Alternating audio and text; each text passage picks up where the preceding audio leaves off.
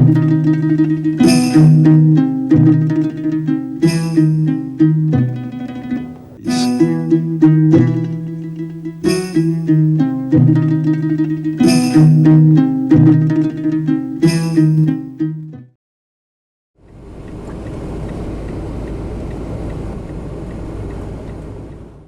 দর্শক, আজকের কাফেলায় আপনাদেরকে দেখাবো ঐতিহাসিক বুহাইরা কারুন তথা কারুন লেক, যেখানে কুখ্যাত কারুনকে মহান আল্লাহ তাআলা তার ধন সম্পদ ও ঘরবাড়ি সহ মাটির নিচে দাবিয়ে দিয়েছিলেন। মিশরের রাজধানী কায়রো থেকে দক্ষিণ পূর্ব দিকে 170 কিলোমিটার দূরে বিখ্যাত জেলা শহর ফাইয়ুম, সেই ফাইয়ুমের কিছুটা গ্রামাঞ্চলে অবস্থিত এই ঐতিহাসিক লেক। অনেক ইতিহাসবিদদের মতে এই জায়গায় কারণ তার ধন সম্পদ নিয়ে ধ্বংস হয়েছিল। প্রিয় দর্শক, সম্পদ মানুষের মধ্যে দুটি বিষয় জাগিয়ে দেয়, একটা হলো অহংকার এবং আরেকটা হলো কৃপণতা। আজ থেকে হাজার হাজার বছর আগে নবী মূসা আলাইহিস সালামের যুগের কারণের কথা আমরা শুনেছি। সে পৃথিবীর ইতিহাসে সবচেয়ে সম্পদশালীদের একজন ছিল এবং আল্লাহ পাক রব্বুল আলামিন আহকামুল হাকিমিন তাকে এতটুকু সম্পদ দিয়েছেন। তার মধ্যে এই দুটি চরিত্রই ছিল, সে ছিল কৃপণ এবং ছিল অহংকারী। তার কৃপণতা এবং অহংকারের কারণে আল্লাহ পাক রব্বুল আলামিন তাকে এবং তার টোটাল ধন সম্পদকে মাটির নিচে দাবিয়ে দিয়েছে। দর্শক, আজকের কাফেলা আমরা আপনাদেরকে নিয়ে যাচ্ছি ওই জায়গায় যেখানে আল্লাহ পাক রব্বুল আলামিন কারুনকে মাটির নিচে দাবিয়ে দিয়েছিলেন।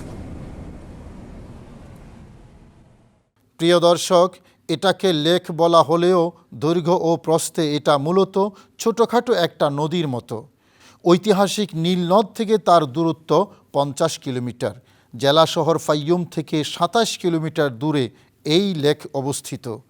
উইকিপিডিয়ার তথ্য মতে যার দৈর্ঘ্য 50 কিলোমিটার এবং প্রস্থ 7 কিলোমিটার।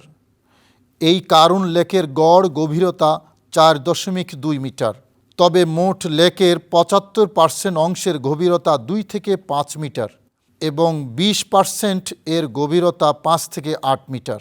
সাগরের উপরিভাগ থেকে এই কারুন লেক গড়ে 45 মিটার নিচু হওয়াতে এই লেকে সহজেই সাগরের পানি ঢুকতে পারে, বিশেষ করে জোয়ারের সময়। প্রিয় দর্শক, এই কারুন লেকের পানি কোথাও কোথাও লবণাক্ত, আবার কোনো কোনো অংশে সুমিষ্ট। তাই এখানে ভিন্ন ভিন্ন প্রজাতির মাছ পাওয়া যায়। মৎস্যবিজ্ঞানীদের মতে এই লেকে এমন এমন বিশেষ কিছু মাছ পাওয়া যায় যা অন্য কোথাও পাওয়া যায় না। স্থানীয় বাসিন্দারা বিশেষ কৌশলে সে মাছ ধরে এবং আগুনে পুড়িয়ে লেকের পাড়েই খাওয়া দাওয়া করে। প্রিয় দর্শক, বুহাইরা কারুনের পাশেই দেখতে পাচ্ছি একটা পরিবার এই লেক থেকে তাজা মাছ ধরে এখানে পুড়িয়ে এগুলাকে তারা সবাই মিলে খাচ্ছে। আসুন আমরা তাদের সাথে কথা বলি। আসসালামু আলাইকুম। عليكم السلام. كيف حالك يا أخي؟ يا مرحبا. إيش هذا؟ إيش هذا؟ ده هذا من بحيرة قارون. أيوة. سمك. بلطي. بلطي. إيش اسمه؟ بلطي. شباب. شباب. بلطي. وهذا من بحيرة قارون. بحيرة قارون. تو أنتم آكل هنا؟ احنا بنجيب ونجهزها من البحيرة وناكل. تاكل. هذا طريقة هذا من اليوم. من يوم. আইবা। শ্রোতা দর্শক, বড় আনন্দের এবং ইন্টারেস্টিং বিষয় যে এই বুহাইরা কারুন থেকে এই সমক সাবার, এই সাবার যেটা আমাদের দেশে তেলাপিয়া মাছ ধরে আগুন দিয়ে পুড়িয়ে তারা এখানে খাওয়া দাওয়া করেন।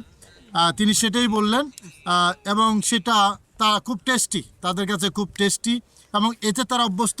দেখেন আগুন জ্বলছে, আগুন দিয়ে পুড়িয়ে এভাবে তারা খাওয়া দাওয়া করে। এস স্মোক شيخ محمد. শেখ মোহাম্মদ, হাইয়াকাল্লাহ হাইয়াকাল্লাহ। ওয়া হাদি আইলাতুক। মাশাআল্লাহ।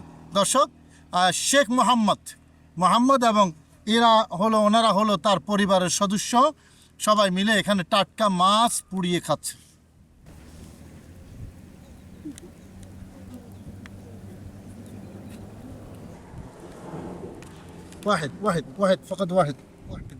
ওয়াহিদ। সম্মানিত দর্শক, আমাদের ভাই মোহাম্মদ আমাকেও দিলেন একটু খাবার জন্য। আমি একটা দিতে বলেছিলাম কিন্তু উনি পুরোটা দিয়ে দিলেন। দেখি একটু খেয়ে দেখি أنا أكل؟ ايوه تفضل. أكل. ما شاء الله ما شاء الله ما شاء الله. بسم الله.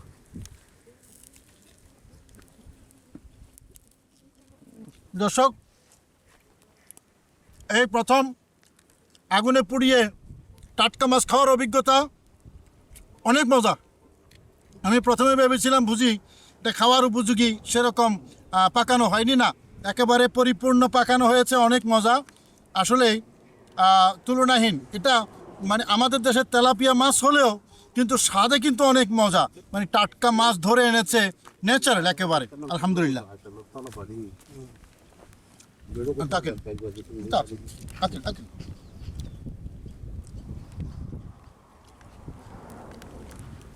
كويس كويس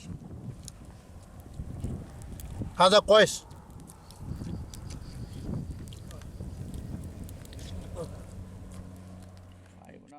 প্রিয় দর্শক, পৃথিবীর ইতিহাসে কারুন এক কুখ্যাত চরিত্রের নাম। কৃপণতার প্রবাদ পুরুষ বলা হয়ে থাকে কারুনকে। তাকে আল্লাহ তাআলা অনেক ধন সম্পদ দান করেছিলেন। সম্পদের গুদামের চাবিগুলো ছিল চামড়ার তৈরি। ওই চাবিগুলো এক একটা ছিল আঙ্গুলের সমান। অনেকের মতে চাবিগুলো একত্র করে ৬০ জন সুঠাম দেহের মানুষও বহন করতে কষ্ট হতো।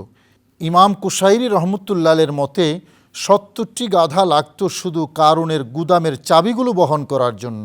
চাবির পরিমাণ থেকে বোঝা যায় কারুনের সম্পদের পরিমাণ কত হতে পারে। তার একটি ধারণা আমরা এখান থেকে পেয়ে যাই। তার পুরো ঘটনা মহাগ্রন্থ আল কোরআনের সূরা কাসাসে বর্ণিত হয়েছে। দর্শক, এই যে জায়গাটা, এটা একটা আপনার খুবই পর্যটন এলাকা। আপনারা দেখতে পাচ্ছেন সবুজায়ন করে সুন্দর করে সাজানো হয়েছে এবং এখানে ঢোকার জন্য প্রত্যেকের ৭৫ পাউন্ড করে টিকিট নিতে হয়। দর্শক, আমরা টিকিট কিনে আপনাদেরকে এই সুন্দর পর্যটন এরিয়ার মাধ্যমে আমরা বহাইরা লেকের একেবারে তীরে নিয়ে যাচ্ছি। এই যে এখানে বহাইরা লেকের পাশে এরকম সুন্দর সুন্দর পর্যটন এরিয়া তৈরি হয়েছে এবং ভালো ভালো রেস্টুরেন্ট তৈরি হয়েছে, কোথাও কোথাও আবাসিক হোটেল তৈরি হয়েছে।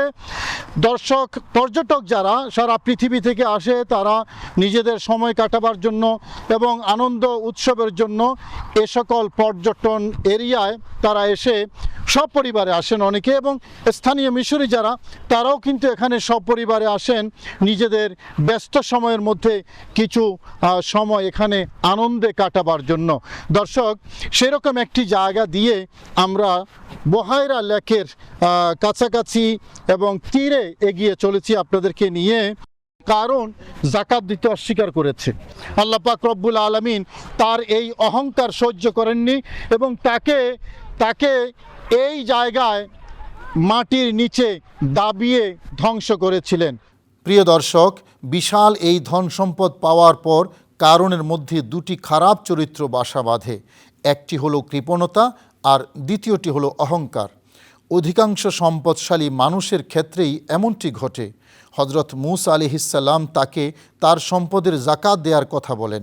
কারণ হিসাব করে যখন দেখল নবী মূসা আলাইহিসসালামের কথা মোতাবেক যাকাত দিতে গেলে সম্পদের বিরাট একটি অংশ যাকাত হিসাবে অন্যদের হাতে চলে যাবে, তখন সে যাকাত দিতে অস্বীকার করে এবং বলে, এই সম্পদ আমি আমার নিজের যোগ্যতা বলেই অর্জন করেছি। এই বলে সে অহংকারী বেশে রাস্তায় চলতে থাকে। মহান আল্লাহ তাআলার ইশারায় মাটি দুই ভাগ হয়ে গিয়ে কারুন এবং তার ঘরবাড়ি, ধন সম্পদের গুদাম সব কিছু মাটি গিলে ফেলেছে। তাফসিরের বিভিন্ন গ্রন্থে পাওয়া যায় কারুন এখনও মাটির নিচে তলিয়ে যাচ্ছে এবং কিয়ামত পর্যন্ত নিচের দিকে যেতেই থাকবে। এই হলো কৃপণ এবং অহংকারীদের পরিণাম। প্রিয় দর্শক, একটা স্পিড বোট ভাড়া করে আমরা আপনাদেরকে নিয়ে এই ঐতিহাসিক কারুন লেকে চলেছি। দর্শক, যেমনটি বলছিলাম, অনেক ইতিহাসবিদের দেয়া তথ্য মোতাবেক আল্লাহ পাক রব্বুল আলামিন আহকামুল হাকিমিন কারুন এবং তার ধন সম্পদ সহ এই লেকের কোনো এক জায়গায় মাটির নিচে দাবিয়ে দিয়েছেন।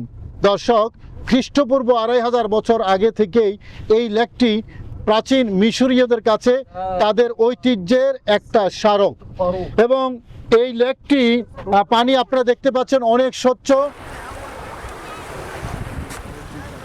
দর্শক, আল্লাহর বান্দা আল্লাহর কাছে বিনয়ী হবে, ধন সম্পদ পেয়ে আল্লাহর দরবারে শুকরিয়া আদায় করবে, এটাই বান্দার আসল পরিচয়। কিন্তু অধিকাংশ ক্ষেত্রেই বান্দা ধন সম্পদ লাভ করে অহংকারী এবং দুর্বিনীত হয়ে যায়। তাদের দৃষ্টান্ত হলো কারুন। আল্লাহ পাক রব্বুল আলামিন একজন অহংকারী এবং একজন কৃপণের শাস্তি কীরকম হতে পারে তার আংশিক দুনিয়াতেই দেখিয়ে দিয়েছিলেন। এবং অসংখ্য তাফসিরে লেখা আছে, কারুনকে নবী মূসা আলাইহিস সালাম যখন যাকাত আদায় করার কথা বলেছেন এবং কথাও বলেছেন, ওয়াবতাগি ফিমা আতাকাল্লাহুদ দারুল আখিরা, আল্লাহ যেই সম্পদ তোমাকে দিয়েছে তুমি এই সম্পদের ভেতরে এই সম্পদ দিয়ে আখিরাতের মুক্তি কামনা করো। কিন্তু কারুন সেটা অস্বীকার করেছে এবং সে আল্লাহর অনুগ্রহকে অস্বীকার করে ভুলে গিয়ে নিজের যোগ্যতার বহিঃপ্রকাশ ঘটিয়েছে। আসলেই একজন মানুষ যখন আল্লাহর করুণা, আল্লাহর দয়া, আল্লাহর যেই মায়া মমতা সেটাকে অস্বীকার করে, যখন নিজের যোগ্যতার উপর ভয় করে ভরসা করে, তখন তার আর অস্তিত্ব পৃথিবীতে থাকে না। তার দৃষ্টান্ত হলো কারুন।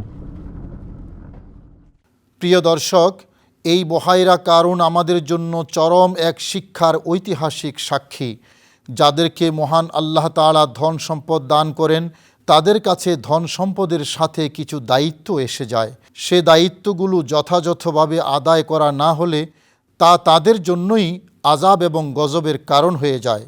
সে দায়িত্বগুলোর মধ্যে গুরুত্বপূর্ণ দায়িত্ব হলো গরিবদের প্রতি সাহায্যের দরজা খুলে দেয়া।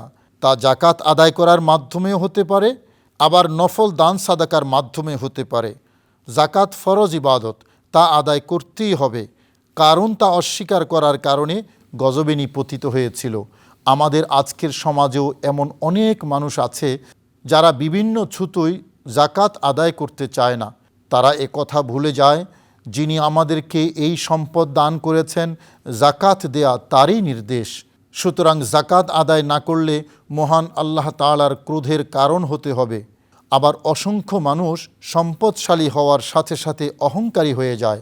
সমাজে তাদের সংখ্যাও অনেক, তাদের ধ্বংস অনিবার্য।